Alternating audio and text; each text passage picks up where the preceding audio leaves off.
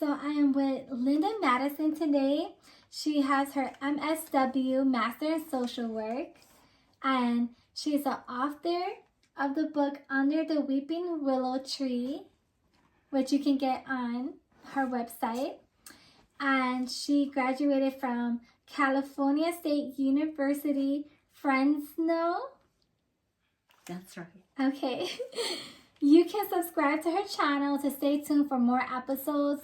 And you can also go back and see her previous episodes that she has done. She talked about step-family transition and coping with grief and loss.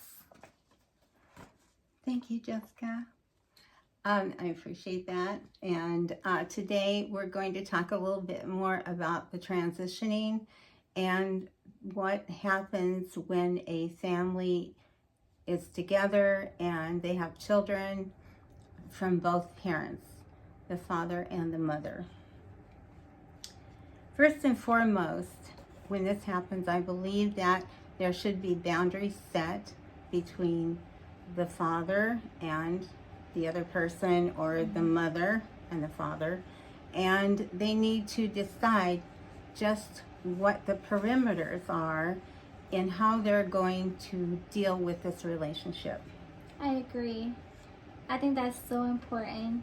That's very important. Yeah, because I know I shared a little brief about, when my mom got remarried for the second time. It was really hard because when he came into the picture, I didn't really know him. It was like a stranger living in the house because we were never introduced to get to know him. But then later on, our relationship did get restored, and I'm so grateful to have him as a father in my life. Oh, that's so wonderful to hear. Communication is really the key. Yes, it's so big. It's very much needed in the relationship between the father and the mother. Yeah.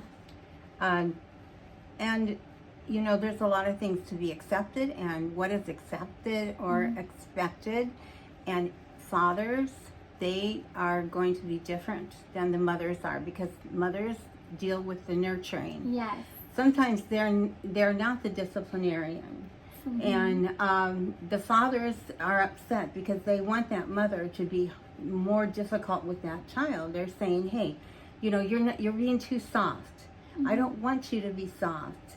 And she has to be that person in between and help him to understand. I mean, especially if he's dealing with a girl, it's going to be different than if he's dealing with a boy. So that is really, really important to do that. Yeah, because it's understanding different perspectives. I totally agree. Sometimes we find that we take our cues from how we were raised and how our parents did with us. That's not always a good thing, because maybe that didn't even work for us. And they felt like they did their best, and we're feeling like, no, they didn't. But sometimes even communication is the key there too. That's so good. Go back, talk to them about how you were raised and how you felt, and see what they say. Sometimes there needs to be open communication, and that really makes a difference in everybody. I agree. It's breaking those cycles. Yes, there's a lot of things to consider in that. I remember that when I was growing up, my father was, he wanted so much to get me into the family and to make me feel like it's a family. I wasn't ready for that. I was still mourning the loss of my mother. And what happened is it caused a lot of grief in me. I can remember that I was belligerent. I mean, she would tell me to do something, and I would scream at her and say, "You're not my mother." And I just, and my father would tell me, "You have to call her mother. She is now your mother," which was not the thing that he should have been doing. He should have given me that time, because I was still mourning that loss. We were still going through the process. Yes, I was.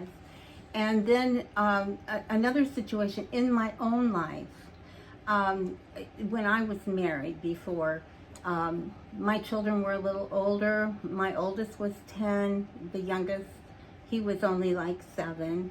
And one day my daughter called me and she said, Mom, she was crying. And I said, what's wrong? What's wrong? And she said, Daddy's making me call this lady mother. Aww. And I told her, I said, honey, I said, do not fear. I said, because mother is really only a name of what somebody is. Mm-hmm. I do not feel intimidated by that. I know that I'm your mother. And that's what matters. I said, I love you the same, you love me, and mother is only a name.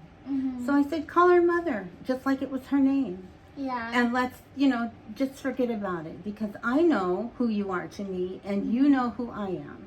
Yeah. And it made all the difference. That communication between us. So important. Yes, it's so important. So I feel that was a big step in our relationship, in our communication together. Also, I want to talk about the fact that when children are stressed, they get stressed. Yeah. When they find or put themselves in a situation that they don't know what to do with it. They're like, here I am, there I was, and now I'm here. What do I do? It's true. And a father needs to realize that if he's bringing a woman into the home, he needs to be open with the children and talk to them. It's up to him at that point what he's going to do with it, but it's going to make a difference in his relationship with the woman, the mother. Yes, I agree. Communication is so important, and it helps the child to have a better understanding when you have that communication, because I saw when you were speaking, when it wasn't communicated, you were not fully able to process, and it made it difficult, versus like you were saying, how I agree, like with the communication is very big and it's very important, because that could have maybe made the process a little bit bearable than what it was, because you were still going through that grief. That's so true. And grief for a child can be very stressful. Sometimes they show their grief in different ways. They can become depressed. They can become belligerent. Yeah. And they can become, some of them can even be sick. They become sick because they withdraw. They don't want to talk.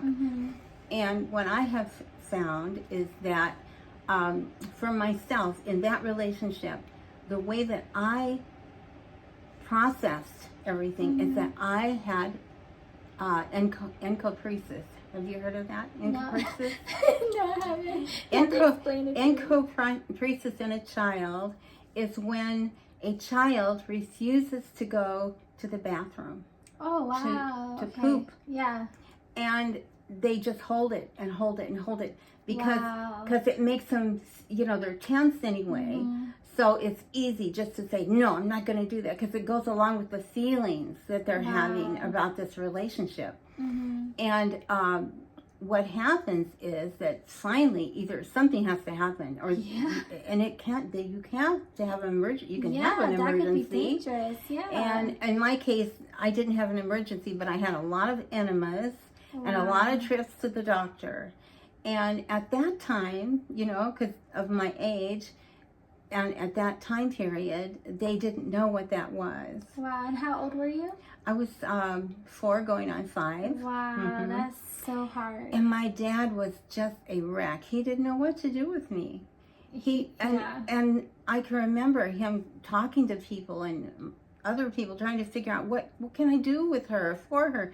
And nobody could figure out what it was. But it finally, as years went on and things happened, things got better. Yeah. I bet. And he was still going through the grieving process. He was. Like, it was like unexpected circumstance, unfortunately, and it was a hard thing for everybody all around. And that was so hard to go through. About 4 years old. Yeah. You could have went to the hospital and they would have to do surgery, like you said. That's serious. That's so true. Wow. Very, very serious. So there's so much to be considered when you do bring somebody into a family with mixed families, blended families, children. Sometimes they just won't accept it. And it's so important that that couple actually talks about when they're ready to do this. Mm-hmm. Because if both parents have children and they bring those children together, those children start liking them, or they're saying, oh, this is going to be so wonderful. And then if they break up, then that's going to be more trauma to the child. Yeah. And really, we don't want to bring more trauma. Right. You know, we want to break the cycle. No, we want to break the cycle. So it's very important that we as parents be responsible, and we can think about ourselves, but we really need to think about where the children are coming from, because they will be in your life for all your life. Yeah, and sometimes children get underlooked when it comes to those things, because as grown-ups they feel like they make the choice, but like you said, they're involved. So how can you give like coping mechanisms to children right now, like, and to parents right now that are going through that? I know you mentioned about communication. It's very big and it's very key. But what are some coping mechanisms that they can do and practice at home with somebody going through that? Or maybe they already introduced it too soon and now they didn't have that communication. Like, how can they fix that? How can they get through that? Well, it's never too late. It's never too late to communicate, to sit down and talk it out with the parents. They can say, okay, now what can we do now? We see this happening in the family. The children are not happy. They're not getting along. They're fighting. We're fighting. They can start from scratch. They can sit down. They can write it out. Maybe it has to do with disciplining them. Maybe it has to do with the children being jealous of each other. And it can have to do with the parent that came into the family being biased to their own children and not treating the other children the same. And so one of the parents has to speak up, and one of those parents has to say, this is something we have to change, and what can we do to change it? Bring them in. That's so good, yeah. And make them know that they're loved. They're still loved, but there is a definite situation that has to be remedied before they move on to the next step in that relationship. That's really good, because there are blended families, and sometimes, unfortunately, in certain blended families, some of the kids feel left out, like, oh, they don't love me the same like them. So that was so good that you brought that up. Yes, that's exactly right. Thank you. Okay, thank you for watching this podcast, this episode. I hope you enjoyed it. I know that Miss Linda Madison had tons of nice tips and coping mechanisms to help you to cope through transition when it comes to having a step parent. So thank you for watching, and don't forget to hit that subscribe button to stay tuned for more episodes. Thank you. Bye-bye.